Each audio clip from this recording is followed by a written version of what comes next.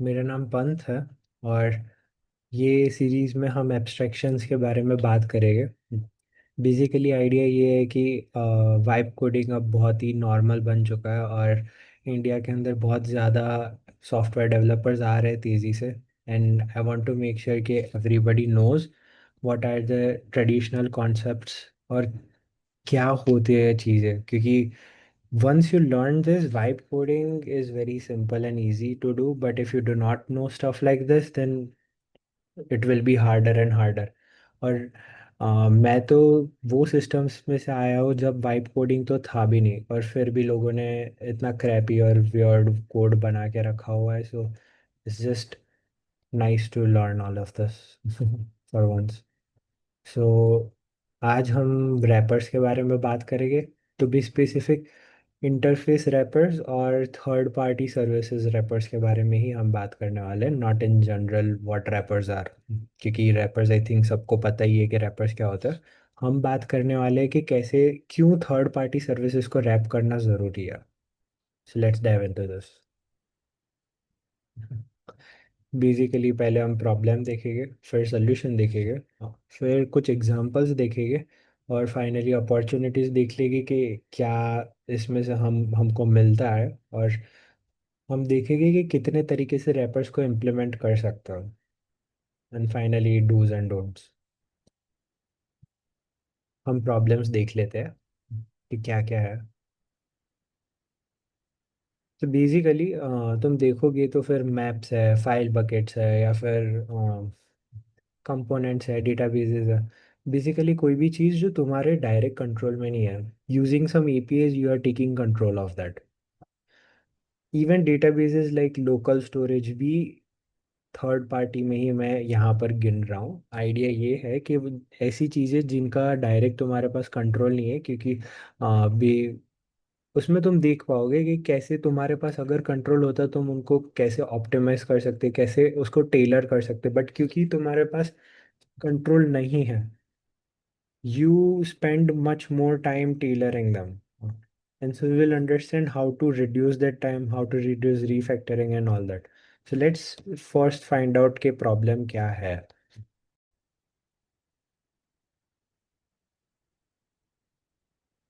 हम सबसे पहले प्रॉब्लम के बारे में देख लेते हैं। मैप्स है। तो मैप्स में कैसा होता है बेसिकली कि जैसे एक एग्जांपल ले लो, मैंने किसी डेवलपर को बोल दिया है कि मुझे एक डैशबोर्ड बनाना है जहाँ पर मुझे एक मैप चाहिए, और उसमें मैं तुमको लिस्ट ऑफ यूजर्स दूंगा और लिस्ट ऑफ हीट मैप्स दूंगा। और वो मे बी उसे रेंडर करना चाहिए, यूजर्स की पिन दिखानी चाहिए और हीट मैप सारे रेंडर करने चाहिए। हीट मैप के इमेजेस हो गया तो वो रेंडर करेगा। In he had return a pretty simple code here. अभी कैसा होता है कि मैंने जैसे उसको दूसरे दो कंपोनेंट्स दे दिए, हाँ, जहाँ पर मैप का यूज़ हो रहा है, but not exactly the same way जैसे बिफोर यूज़ हो रहा था। मुझे एक कंपोनेंट चाहिए जहाँ पर मैं सिर्फ एक यूज़र का पिन दिखा रहा हूँ, सिर्फ एक। पूरा का पूरा तरीका ही अलग है वहाँ पर। क्योंकि यहाँ पर मुझे मैप का सेंटर भी ऐसे चूज करना है कि सारे ये यूजर्स के पिन दिखने चाहिए, सारे हीट मैप दिखने चाहिए। जबकि यहाँ पर मुझे सिर्फ और सिर्फ वो यूजर को ही सेंटर पे लाना है। So none of this code actually overlaps with any of this code. So what does he do? He re-implements the whole map. Same thing again happens, हाँ, कि यूज़र एक दूसरा कंपोनेंट है जहाँ पर उसे यूज़र और विंड लेयर दिखाना है, सारे यूजर्स और wind layer. Same thing happens. He is recreating the same thing again and again. And his idea is that हर जगह मुझे कम्प्लीटली डिफरेंटली गूगल मैप को यूज़ करना पड़ रहा है, कहीं पर भी मुझे सेम चीज़ वापस नहीं यूज़ करनी पड़ रही है। Then why would I spend time in clubbing everything together, which is kind of right. His approach is right. Let's see what problems occur because of that. सबसे पहले तो तुम सर्विस लॉक इन हो गए, तुमने गूगल यूज़ किया। अभी तुम्हारा सीटीओ आके कह रहा है कि let's use open street map for free users. Google हम सिर्फ और सिर्फ पेड यूज़र्स के लिए यूज़ करेंगे क्योंकि गूगल एक्सपेंसिव है। अभी ये कोड को तुम कैसे करोगे? हर जगह इफ एल्स डालोगे क्या? बिकॉज मैंने ऐसे देखा है कोड। कि दो मैप यूज करने थे, इसलिए उन्होंने हर जगह इफ एल्स डाल दिया। Let's see the second one, API changes. वो तो बहुत सिंपल है, but still it is something to think about. अगर कल उठ के गूगल चेंज कर दी एपीआई प्रोटोकॉल्स कि नहीं तुम ये मेथड नहीं ये यूज़ करोगे, उसने डिसाइड किया ओके फॉर बेटर ऑप्टिमाइजेशन, उसने एपीआई का स्ट्रक्चर ही चेंज कर दिया, what do you think will happen? Things like तुम यहाँ पर सेंटर और जूम लेवल डिफाइन कर रहे थे, now you can no longer define centre and zoom level here, you have to define it later on somewhere. You do realise कि ये सब चीज़ें बहुत बड़ी बड़ी होती है। हाँ, ये जब तुम्हारा बहुत बड़ा सा कोड दिखेगा, you will realise it's not that simple, जब एपीआई स्ट्रक्चर ही पूरा चेंज हो जाए तुम्हारा। तीसरा इंटीग्रेशन होता है, जैसे अभी गूगल मैप्स के अंदर I don't know if it is a bug और it is an intentional behaviour, basically Google map ने अभी करंटली चेंजेस करे हुए हैं, they want to do everything server side. So वो लोग कह रहे हैं कि तुमको जहाँ पर भी मैप यूज़ करना है, create a map ID, go to Google service and create a map ID. Whatever stylings you want, you don't define it on the client side, you define it on the server side. We will generate map for you and we will send it. अभी दिक्कत क्या आती है कि जब user light mode से dark mode में जाता है, for some reason I have to refresh the whole Google map for it to be reflected.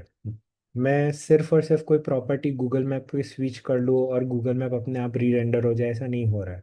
मुझे पूरा का पूरा गूगल मैप निकालना पड़ रहा है और फिर वापस इनिशियलाइज करना पड़ रहा है। देयर इज समथिंग रॉन्ग, और maybe I do not know the API for that, but the idea is ऐसे प्रॉब्लम्स आते हैं, ये कॉमन प्रॉब्लम्स है जब भी तुम थर्ड पार्टी सर्विसेज को यूज़ करो। हाँ, उनके भी बग्स होते हैं, ऐसा नहीं होता कि third party are full proof are full legit। तो जब ऐसे प्रॉब्लम्स आते हैं and you have to go around those bugs and somehow create a functional product, you cannot say to your clients कि गूगल मैप में bug है इसीलिए हमारे में भी बग है। that's not that is not a good architecture or a good anything। Now you know कि भाई गूगल मैप को रिफ्रेश करने से या फिर री रेंडर करवाने से everything get solved, but how do you think that will be managed in this kind of code base, जहाँ पर हर जगह तुमने गूगल मैप्स को इनिशियलाइज करके रखा है, जहाँ पर some components rely on the fact that they do not get re-rendered unnecessarily। अभी तुमने गूगल मैप के लिए ये कंपोनेंट री रेंडर तो करवा दिया, but now there are new bugs coming up because of this component getting re rendered, what do you do? हाँ, and you might think okay इसका जो डैशबोर्ड टू का जो गूगल मैप है, हाँ, let's just create another function like dashboard map two और something, जो सिर्फ और सिर्फ डैशबोर्ड टू के मैप को एनकैप्सुलेट कर रहा है, and maybe we can re-render that particular component। I can bet you that is as hard as a problem as uh, clubbing all of this together। It is the same level of difficulty। तुम्हारे छोटे छोटे code basis में ये सब चीज़ें easy दिखती है, but जब एंटरप्राइज लेवल में बात करते हो तो ये सब डिफिकल्ट ही होता है। Let's take another example, file storage करना है तुम्हें। एक एग्जांपल ले लो कि जहाँ पर तुमने पूरा अपना बैकएंड बना के रखा है, अभी कोई क्लाइंट आके कह रहा है कि I want an on premise deployment of your service of your entire server. okay, they want an on premise deployment. Now you manage thousands of users, so you probably have used something like S3, but जो on premise में deploy करना चाहते हैं they have only tens of hundred, tens या maybe hundreds में उनके users, they are not accepting the idea कि उनको S3 में फाइल्स अपलोड करनी है। The whole reason they give you their server, the whole reason they do not, they want to get detached from your cloud infrastructure is for privacy। तो they will say कि maybe you write all these files in the server that I have given you, or maybe I will, they can give you their own file provider। They do not use S3, they might use something else, Azure maybe, or maybe they are using Google। I don't know। So how are you going to do that if your code looks like this? Second part is the API complexity. So जो S3 जैसे बड़े बड़े जो big cloud providers होते हैं, they have wide varieties of services to provide. और वो कोई एक कोड बेस में प्रोवाइड नहीं करने वाले, वो कोई जावास्क्रिप्ट के लिए अलग से कोडिंग नहीं करने वाले हैं। हाँ, they are going to write in a single code base, and they will somehow figure out to automate it and create auto-generated SDKs for every single language. That is what they are going to do. That's what probably everybody does. If all they want to provide you is API protocols, then that is what they do. That's how it works. Now the thing is, uh, जब वो जब उनका खुद का architecture इतना complex है, तो just think about कि जब वो तुम्हें एपीआई प्रोटोकॉल्स देंगे तो वो कितनी कॉम्प्लिकेटेड होगी। एज अ डेवलपर मुझे क्या चाहिए? मुझे तो सिर्फ इतना चाहिए कि ऐसा कोई फंक्शन हो जिसमें मैं बफर पास करूँ और एक लोकेशन पास करूँ, वहां पर जाके फाइल राइट हो। एक लोकेशन पास करूँ, मुझे वो फाइल के सारे कंटेंट्स मिलने चाहिए, मे बी बफर रिटर्न करे मुझे या स्ट्रीम रिटर्न करे। एक तीसरी एपीआई होनी चाहिए कि जहाँ पर मैं फाइल की लोकेशन दे दूँ और वो जाके वो डिलीट करना चाहिए। I want a very simple API protocol. I do not want this complicated things that is returned by S3 bucket. I don't want all of that. But that's the thing. They are very complicated and हर जगह मैं नहीं चाहता कि मेरे business logic में हर जगह वही चीज़ बार बार लिखूँ कि मैं फाइनली पाथ एक्सेस करूँ, बाद में मैं यूआरएल कंस्ट्रक्ट करूँ कि फाइनल मेरी डाउनलोड यूआरएल क्या होगी फ्रंट एंड में भेजने के लिए। The third thing is logging and profiling. So idea is कि अगर तुम कोई भी फाइल डिलीट कर रहे हो, maybe you want to keep a log of it. So now in a code architecture where whenever you wanted to delete something, you just directly use the S3 protocols to delete it. You have to go ahead and find every place you have deleted it and write a console log there. Huh. You don't see the problem right now, but you will see it eventually when there are developers who do not have the complete knowledge of what you are doing. उसे नहीं पता, उसने delete कर दिया और उसे नहीं पता था कि उसे console log करना था। ये चीजें होती है। This is same thing. हाँ, विजिट्स में भी ऐसा ही है कि तुम्हें विजिट्स, तुम थर्ड पार्टी विजिट्स ले लेते हो बट तुमको ज़्यादा फंक्शनैलिटी चाहिए, वो जो दे रहे हो दैट इज़ नॉट इनफ। हाँ, second thing, visits are very pure in nature. हाँ, क्योंकि उन्होंने जो बना के दिया है तुमको, they want to ensure that anybody can use it, but you want a visit that is usable for your company. You do not want an interface so complex and so pure in nature. और वो visits के खुद के default behaviours होते हैं, क्या पता कल उठ के वो डिफॉल्ट बिहेवियर चेंज कर दे। You you realise the problems here. Same चीज डेटाबेस में होती है कि डेटाबेस में जैसे रेडिस ले लो तुम, तो रेडिस के अंदर क्या होता है, you can create, let me show you an example here, I have one. Okay, बहुत ही सिंपल एग्जांपल है। एक एपीआई है गेट यूज़र करके, जो जिसमें तुम आईडी डाल सकते हो और फिर वो यूज़र की आईडी तुम्हें फैच करके दे देगा, रेडिस में से चेक करेगा फिर पहले तो। हाँ, कि is there that user, if it is not we will go ahead and get it from postgres and then we will assign it in redis and then we will return it.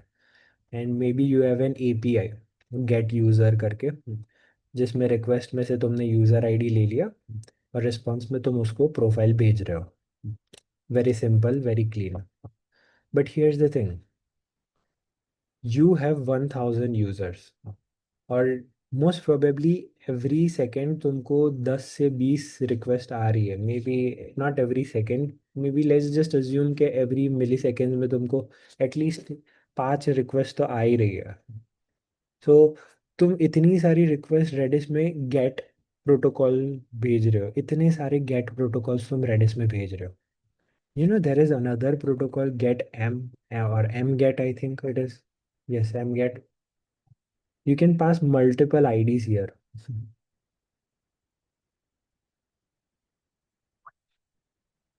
But here's the thing, you can make this one multi-user, but that will not solve any problem, क्योंकि इसको तुम multi user बना के यहाँ पर IDs ले लोगे, but यहाँ पर तो तुम सिर्फ एक ही आईडी डालोगे, it does not solve anything. So we'll look into this kind of problems कि how to solve this, because ये सब चीज़ें हम रैपर्स का यूज़ करके सॉल्व कर सकते हैं. ये सब प्रॉब्लम देख के कोई डेवलपर ऐसा ही हो जाएगा उसके साथ कि क्या हो गया, what is all this, like how am I going to solve all of this, because क्योंकि if your code base looks like this is what you are going to be. So let's not be this person. Let's see the solution. The genius solution is just to wrap everything. Wrap everything. Let's see how it works. यहाँ पर एक example तो ऐसे ही मैंने दे के रखा हुआ है, वेरी सिंपल एग्जांपल. तुमने कोई लाइब्रेरी में से कुछ डाउनलोड करके रखा है और क्लाइंट बना दिया, और फिर उसका उसकी कोई प्रॉपर्टी यूज़ कर रहे हो. You would rather wrap it in an interface, कि वही लाइब्रेरी का एक इंस्टेंस तुमने बना के रखा हुआ है. वो लाइब्रेरी का इंस्टेंस कंस्ट्रक्टर के अंदर यूजर क्लाइंट बनाएगा. हाँ, it can return some properties like do something. हाँ, वो इंटरनली वो लाइब्रेरी का डू समथिंग कॉल करेगा. And this is how your functions look like. Idea ये है कि कल उठ के तुम ये लाइब्रेरी चेंज कर दो. हाँ, the only place you have to change is this guy. Some library. That is the only thing you have to change. You never have to change your business logic, because वहाँ पर तो तुम्हारा हमेशा ऐसा ही दिखने वाला है. It is never going to change. You have to somehow figure out how to construct this in a different way. Let's go ahead and see an example. So map वाला ही एग्जांपल हम देख लेते हैं कि कैसे काम कर रहा है. I have shown you the map thing. हाँ, कि डेवलपर को डैशबोर्ड 1 में करने को बोला, और फिर डैशबोर्ड 2 और डैशबोर्ड 3 में भी वो वापस मैप को इम्प्लीमेंट कर रहे हैं. And the argument is that there is nothing common. हाँ, and even if there is something common, they would rather create something like function use map. They will just create a map hook. if you know what I mean. हाँ, just to get rid of this much, because ये बार बार repeat हो रहा है. I seen developer do that also, कि इतनी सी चीज बार बार हर जगह repeat हो रही है, let's just put it in a function. You are following clear code and that is not going to be good in future. Second thing जो मैंने देखा हुआ है, वो ऐसे सिचुएशंस में वो क्या करते हैं कि यूज़र की पिन मुझे हर जगह दिखानी पड़ रही है. यहाँ पर भी यूज़र की पिन दिखानी पड़ रही है, यहाँ पर भी और यहाँ पर भी. Let's just create a function that renders a user pin. Function show user pin. Again, अभी के लिए ये प्रॉब्लम सॉल्व कर रहे हैं कि तुमको एक ही चीज़ बार बार ना लिखनी पड़े, एंड वो भी बहुत ही कम सा प्रॉब्लम सॉल्व हो रहा है. You would rather just copy paste the code instead of creating this abstraction. if you know anything about, if you have any experience in coding, you will realize that कि ये सब चीज़ें bottle next है, तुमको future में जाके hurt होगा. तुम्हारे ही पैर कटेगा, क्योंकि यहाँ पर हर जगह तुमको इफ डालना पड़ेगा कि if this is dashboard 1, then do this, otherwise do that. rather just write it over here. okay, so let's see. ये सब चीज़ें प्रॉब्लम सॉल्व नहीं करती, तो हम देख लेते हैं कि प्रॉब्लम कैसे सॉल्व होता है. सबसे पहले हम इंटरफेस बनाना चाहते हैं. पहले डिफाइन करो कि तुम्हारा कंपोनेंट क्या एक्सपेक्ट करना चाहेगा. कितनी चीज़ों से तुम अपने सारे यूज़ केस सॉल्व कर सकते हो, कितनी इंफॉर्मेशन चाहिए तुम्हारे कंपोनेंट को, तो तुम्हारे सारे यूज़ केसेस सॉल्व हो जाए. उसके लिए तुमको 2-3 यूज़ केस पहले दिखाने पड़ेंगे. So let's see. एक सेंटर है, एक जूम लेवल है, यूज़र्स हम दे दे तो फिर यूज़र्स के सारे मार्कर्स दिखाने चाहिए. अगर कहीं पर भी वो क्लिक करे तो फिर यूज़र का इन्फो विजेट दिखना चाहिए. हाँ, हीट मैप है. थीम है. हाँ, मे बी अगर डैशबोर्ड 1 है तो फिर उसको यूज़र का इन्फो विजिट अलग तरीके से दिखाना है, जबकि डैशबोर्ड 2 है तो उसको यूज़र का इन्फो विजिट दिखाना ही नहीं है, और मे बी डैशबोर्ड 3 में यूज़र का इन्फो विजिट अलग तरीके से दिखाना है। तो तुम यहाँ पर may be you can pass user info visit builder and for dashboard 1 and dashboard 3 you can pass differently, while for dashboard 2 you might not pass, so that way it will work accordingly। हाँ, so you realize like कैसे तुम ग्रेन्युलाइज कर सकते हो अपने code को। Create an interface कि ये कंपोनेंट को क्या चीज़ें जानने की ज़रूरत है। This component does not need to know everything, nor does your logical code needs to know how Google Map works. So that's the idea. We just want to separate the third party with your business logic, because third party always hurts business logic. You have full control over your business logic while you do not have full control over third party। You cannot go ahead and tell S3 तुमने S3 हर जगह use कर दिया, और you cannot now go ahead and tell S3 के instead of using your cloud bucket use your file storage। You just can't do that। Google map को तुम ऐसा नहीं बोल सकते कि ओके मैंने हर जगह गूगल मैप यूज कर दिया, अभी तुम इंटरनली लीफलेट लिख दो और अचानक से Google map behind the scene leaflet use कर रही। That does not happen. That is the reason why we are creating this wrappers. So first create an interface. यहाँ पर ही बहुत सारी लाइफ इजी हो जा रही है। अगर मुझे पता है कि मेरे गूगल मैप में प्रॉप्स क्या मिल रहा है, I can create a completely perfect class, because मेरी रिस्पॉन्सिबिलिटी यहाँ पर यही है कि ये प्रॉप्स मुझे मिले हैं उसके बेसिस पे मुझे ये चीज़ें बनानी है। That now my life becomes easy. एक दूसरा कंपोनेंट बना सकता हूँ मैं मैप करके, जिसमें मैं चेक कर सकता हूँ कि यूज़र सब्सक्राइब्ड है तो मैं गूगल मैप्स रिटर्न करूँ या फिर ओपन स्ट्रीट मैप रिटर्न करूँ। राइट। और फाइनली डैशबोर्ड और तुम्हारा बिजनेस लॉजिक जहाँ पर भी है, see how easy it looks. Just create that map component and pass users and heat maps. Now it has become so easy. चलो reddish में भी मैं तुमको दिखाता हूँ। रेडिस में मैंने जैसे दिखाया था तुम्हें देता हूँ तुमको कि कैसे हम इस ये प्रॉब्लम सॉल्व कर सकते कि यू हैव सीन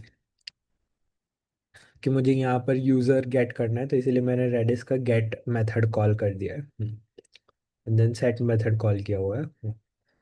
और इट डज नॉट मैटर कि मैं इसको गेट यूजर्स बना दूँ और इसको बैच ऑफ आईडीज लूँ और सब कुछ बैचिंग कर दूँ। Still the client of this user is still going to just call against one ID, even if it is a users get users. तो इवन तो तुमने इसको बैचफुल बना दिए, there is no use for it. Actually बैचफुल तुम कहाँ पर बना सकते हो? तो मे बी ये जो प्रोटोकॉल है इसका जो इम्प्लीमेंटेशन है Redis dot get, maybe वहाँ पर ऐसा कुछ इम्प्लीमेंटेड हो कि वो within next 10 milliseconds सारी गेट रिक्वेस्ट को बैच करके एक ही रिक्वेस्ट भेजे, और फिर फाइनली रिस्पॉन्स के अंदर सबको वापस रीडिस्ट्रीब्यूट कर दे। राइट। ऐसा कुछ हो तो प्रॉब्लम सॉल्व हो जाएगा। Again same thing. सबसे पहले तो तुम डिफाइन करो कि तुम्हें क्या चाहिए। So I want to create a Redis instance. फिर मैं उसको कुछ बैच टाइम आउट देना चाहता हूँ कि every maybe 10 milliseconds के अंदर, हाँ, within 10 milliseconds just batch all the request और फिर एक साथ तुम भेजो। What kind of protocol should it have? So एक गेट रख सकते, एक सेटर रख सकते। गेटर बिहाइंड द सीन सारी रिक्वेस्ट को बैच करके एम गेट करेगा, सेट सिमिलरली एम सेट करेगा। हाँ, and see how it is implemented. It's not that crazy।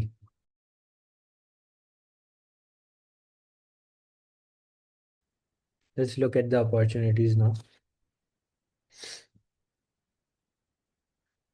तो तुम्हारा रीफैक्टरिंग टाइम बहुत कम हो गया। बेसिकली अभी कल उठ के मैं ये डिसाइड करूँ नेक्स्ट टाइम कि let's also use open street map, you do not have to do that much refactoring। you just need to create one more function। अगर कल उठ के गूगल डिसाइड करे कि उसके एपीआई इंटरफेसेस कंप्लीटली डिफरेंट हो रही है, एपीआई प्रोटोकॉल्स कंप्लीटली डिफरेंट हो रहे हैं, आर्किटेक्चर ही वो चेंज कर रहा है खुद का, We don't really care that much. We just have to somehow figure out a new way to implement Google Maps. That's it. तुम्हारे business logic में there is nothing in your business logic that is getting hurt because of those Google Map changes.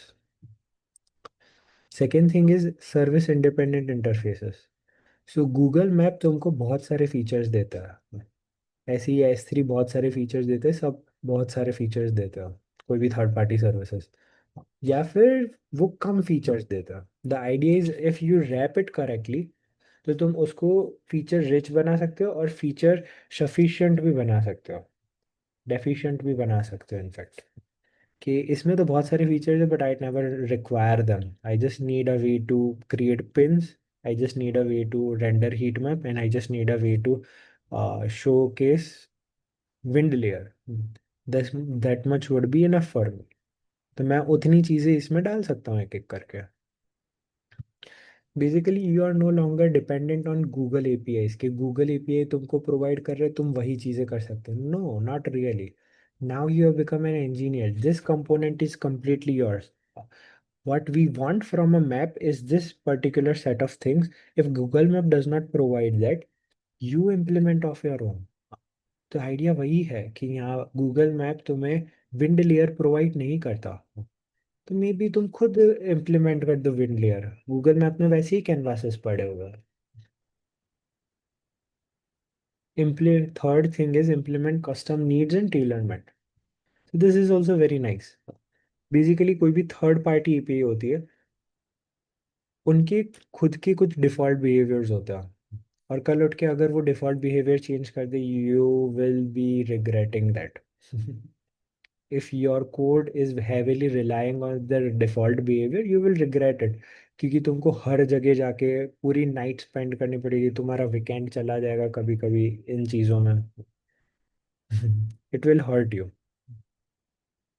सो अगर तुम उसको पहले से ही rap करके रखो, you can go ahead and see their documentations, you can go ahead and see their source code कि क्या default behaviors चल रहे हैं वहाँ पर, and maybe just pass your उन वो जो default by default जो expect कर रहे थे, तुम उनको पास ही कर दो. even though they are defaults, just pass them, so tomorrow अगर वो default behavior change कर दे, it does not matter. You have always passed them. passed whatever you wanted. In fact, you can even create your own default behavior. Even though Google Map by default behaves in a certain way, you can create your own default behavior, क्योंकि तुम्हारा खुद का ही wrapper बना रहे हो एक तरीके से. Let's see how many different ways you can implement wrappers. First one is a live function. सो तुम्हारा इंटरफेस ही एक फंक्शन है. तुम एक फंक्शन बना रहे हो जो इंटरफेस को डिफाइन कर रहा है. वो फंक्शन में तुमको जो जो डालना है वो सब डाल रहे हो. वो फंक्शन अपने ग्लोबल कॉन्टेक्स्ट में या फिर तुम्हारे हायरार्की कॉन्टेक्स्ट जो भी है वहाँ से जाके चेक कर रहा है कि what is it running, is it SMTP और इज इट माइक्रोसॉफ्ट, और अकॉर्डिंगली वो अपना इम्प्लीमेंटेशन रन कर रहा है. Very simple, right. Second one is a bit complicated. I don't think it is that much complicated, but let's just see. It is dependency injection. So इसमें तुम एक abstract class बना देते हो, तुमको जो भी इंटरफेसेस चाहिए वो क्लास के अंदर डिफाइन कर दो तुम सब. सो इन अ वे सारे इंटरफेसेस तुम्हारे एक नेम स्पेस के अंदर आ चुके हैं काइंड ऑफ. एक क्लास के अंदर ही डिफाइन कर दिया तुमने, एक्चुअली ये नेम स्पेस नहीं है. फिर तुम्हारे जितने इम्प्लीमेंटेशन है वो सब एक्सटेंड करो. S M T P mail है तो फिर उसको भी एक्सटेंड करवाओ, और माइक्रोसॉफ्ट है तो तुमको उसको भी एक्सटेंड करवाना है, और ये जितने भी एब्स्ट्रैक्ट इंटरफेसेस तुमने लिखे हुए सबके इम्प्लीमेंटेशंस उसमें लिख दो.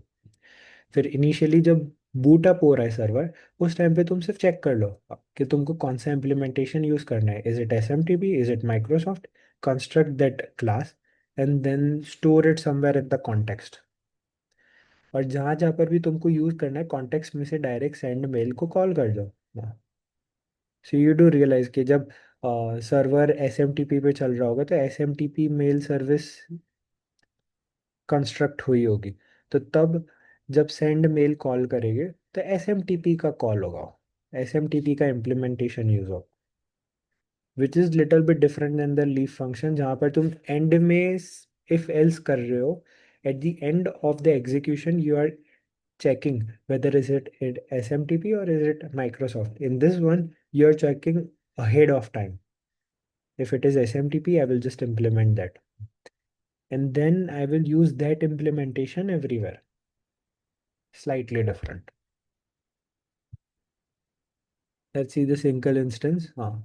I even call it pass-through API. So basically जैसे Postgres है या फिर Redis है, ये सब की एपीआईज ऑलरेडी बहुत ही बेसिक है. इतना कुछ कॉम्प्लिकेटेड नहीं है इसमें. और इसमें कोई रॉकेट साइंस भी नहीं है कि तुमको कुछ एक्चुअली करना है. The only reason you are wrapping them is because of certain utilities you can offer to it, कि लाइक कौन सी क्वेरीज रन हुई. तुम हर एक क्वेरी एग्जीक्यूशन को एक आईडी असाइन कर सकते हो, और फिर उसके लॉग्स भी डाल सकते हो कि इतना टाइम लगा वो क्वेरी को एग्जीक्यूट होने में, वह वो क्वेरी पास हुई या फिर फेल हुई. ये सब चीज़ें तुम डाल सकते हो. This is nice features. क्योंकि अगर तुम ऐसी सब चीज़ें डालो तो बिहाइंड द सीन तुम एक और स्क्रिप्ट लिख सकते हो, which will go ahead and scrape every single query and check which one are taking so much time, which is getting, which queries are running into errors, where do you need to work, what are the bottlenecks. You can write a different script that can go ahead and scrape your logs and accordingly analyze and give you the output. But idea is कि Postgres की query directly ये चीज़ों का support नहीं करती.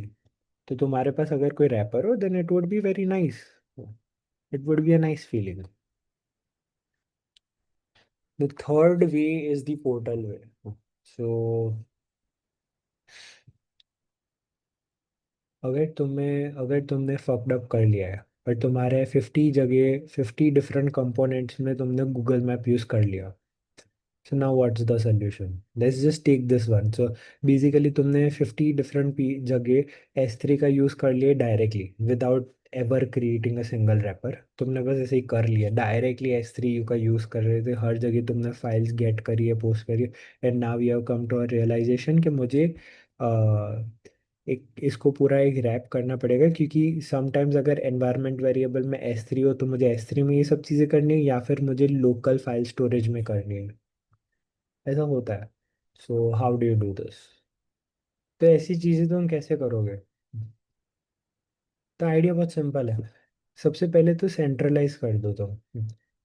कहीं से तो शुरू करो. तो फिर लेट्स से तुम S3 का क्लाइंट हर जगह तुम बना रहे थे, वहाँ से तुम एटलीस्ट उसको रीफैक्टर करके इतना कर दो, S3 का कोई सेंट्रलाइज इकोसिस्टम बना दो. Let's say this is it. और फिर यहाँ से तुम एक गेट बकेट करके पूरी की पूरी जो S3 की लाइब्रेरी थी, लाइब्रेरी का जो ऑब्जेक्ट था बकेट करके वही तुमने रिटर्न कर दिया. सो जहाँ जहाँ पर भी तुम्हारा कोड जैसा दिख रहा है वैसा है. ये हम इसलिए करते हैं क्योंकि even though we want to create this feature, जहाँ पर S3 के बिना हम S3 को निकाल के हमें लोकल फाइल स्टोरेज यूज़ करना है. But at the same time we do not want to stop creating other new features. This might take some while कि S3 को निकाल के तुम्हें S3 का रैपर बनाना है. This might take some while. S3 तो बहुत ही सिंपल एग्जांपल है. Take complicated examples like Google map या फिर दूसरी चीज़ें हैं बहुत सारी. तो ऐसी एग्जांपल्स तुम ले लोगे तो बहुत कॉम्प्लिकेटेड बन जाते हैं, या 1 या 2 दिन में ये सब काम नहीं हो सकता, पूरा एक वीक लगता है इसमें. तो आइडिया है उसमें ये होता है कि तुम ऐसे एक इंटरफेस बना के रिटर्न कर दो, गूगल मैप का इंस्टेंस रिटर्न कर दो, तो एटलीस्ट सब जगह जाकर तुमने डायरेक्ट गूगल मैप का जो क्लाइंट बना के रखा है, instead of that use this class will be responsible for creating the initial client. So at least this class has the full control. और तुम्हारा जो रीसेंट प्रॉब्लम है उतना सॉल्व कर दो तुम इधर से. जैसे गूगल मैप को तुमको री रेंडर करवाना है, डिस्ट्रक्चर करवाना है, डिस्पोज करना है और फिर रिक्रिएट करना है, वो सब चीज़ें वो तुम टॉप लेवल से एटलीस्ट कर पाओगे. फिर इवेंचुअली एक के बाद एक देखना शुरू करो कि कहाँ कहाँ पर तुम गूगल मैप की कौन सी एपीआई यूज़ कर रहे हो, and get rid of those. Start creating their interfaces and get rid of those.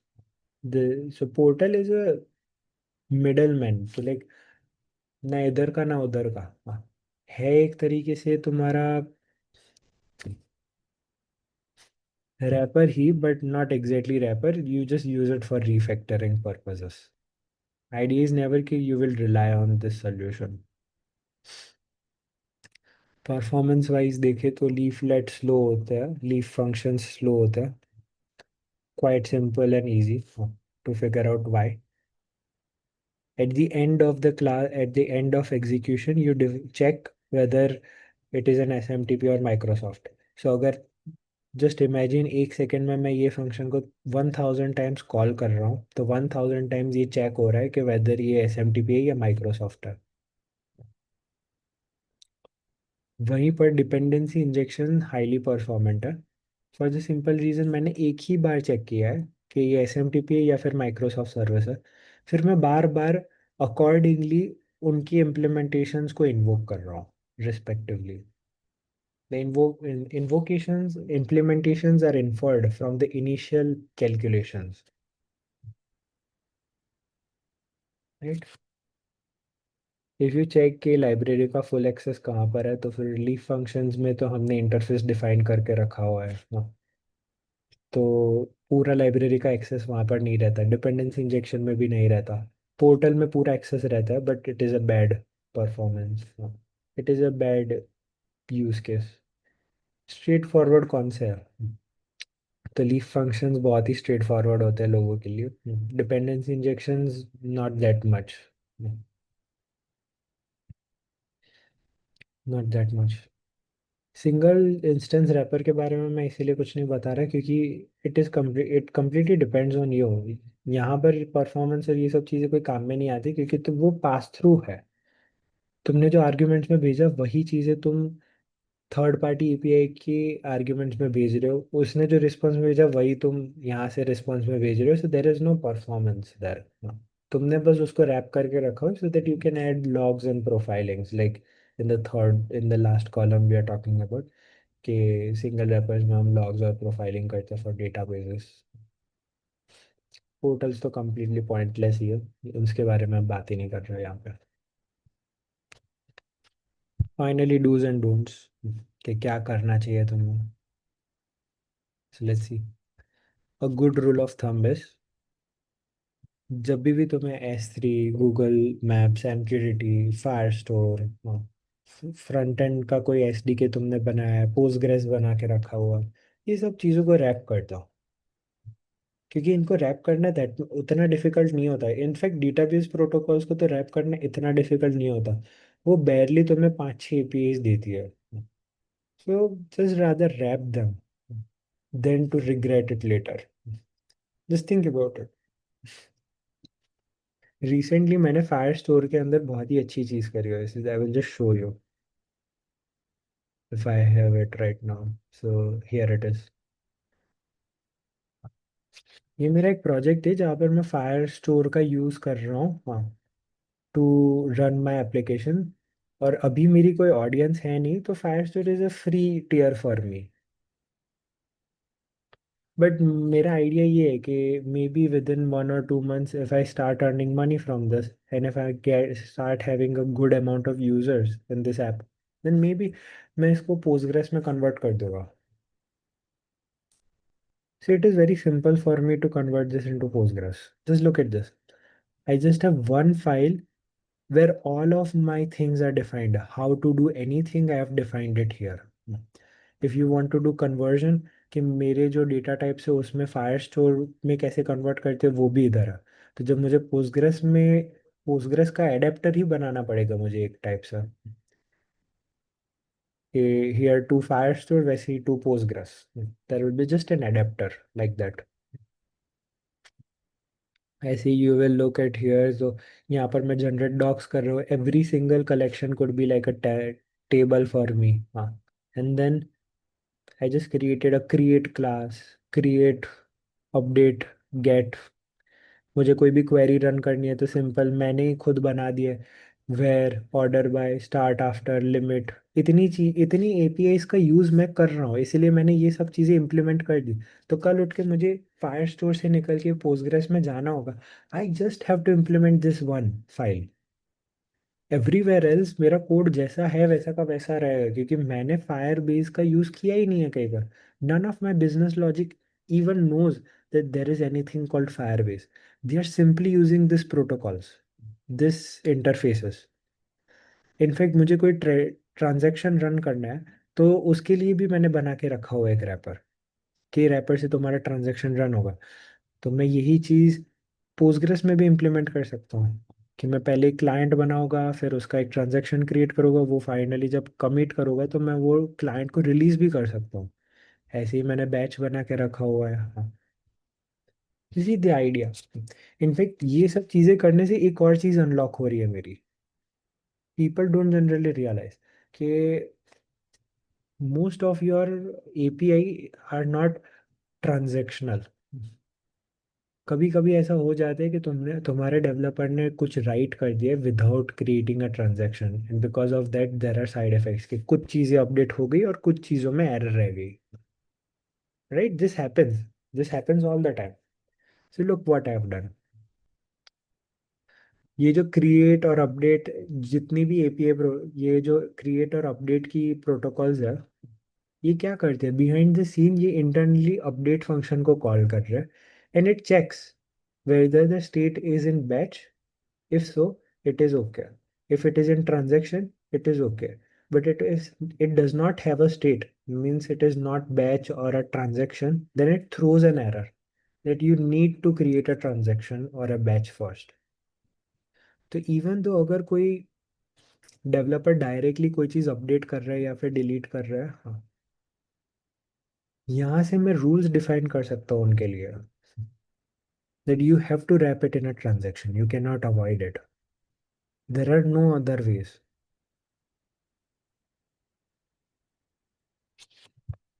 See, even something like Firestore that looks very complicated, you just need to define one file for it. कि तुम कौन से interfaces use कर रहे हो, and if you are saying कि मुझे सारे इंटरफेस डिफाइन करने पड़ेंगे, then maybe you have to ask yourself how many interfaces do you need, how many features from Firebase do you need. Don't say that I need everything, you don't define what you need. Only then you can create a good architecture. Finally, just be smart. If you do not want to create wrappers, just use things like SAS or Tailwind or Shared CN, क्योंकि वो चीज़ खुद ही एक wrappers है, तो you won't need to create a wrapper. कहाँ पर तुम्हें use नहीं करना चाहिए तो बिल्डिंग ब्लॉक्स में मत यूज़ करो। अगर तुम ऑलरेडी तुम डिव का रैपर बना के क्या कर लोगे? तुम पैराग्राफ का रैपर बना के क्या कर लोगे? I know you can do something with it, but it is always a good idea कि instead just create a component. हाँ, don't go ahead and create wrappers for everything, like component libraries और style libraries और routers, उनके लिए rappers मत बनाओ, क्योंकि वो खुद ही एक फ्रेमवर्क है। You will start losing control over it, and you will create more bugs, and most importantly तुम्हारा परफॉर्मेंस डिग्रेड होने लगेगा विथ टाइम। क्योंकि already already things like react के अंदर बॉटल नेक्स होते हैं, उसमें से तुम उसको और रैपिंग कर रहे हो, you are creating more bottlenecks there. So just use things like Svelte और Solid.js if you are so much prone to wrapping everything and need performance. Don't use things like React then. More nested wrappers is हमेशा good rule of thumb होता है कि बार बार ऐसे बहुत deep nested implementations मत रखो, दो तीन बार मुझे क्लिक करना पड़े फंक्शंस को सिर्फ जानने के लिए वो फंक्शन क्या कर रहे हैं, that's a bad thing. Specially rappers के अंदर तो ये चीज़ मत ही करो, बिकॉज रैपर्स ऑलरेडी कोई एक एपीआई को रैप कर रहे हैं। Don't keep wrapping them over and over, try to figure out a better approach. Maybe use things like dependency injection if it makes your life easier. If it don't, then figure out something else. My idea here was just to teach you about wrapping, because I have seen lot of companies not follow this simple rule, very simple rule. Whenever use any kind of third party service, just wrap it. That's the easiest thing you can do. So Uh, just do it from the beginning and you will be grateful in future. You will be proud of yourself. So that's it from my thing, my side. Thanks.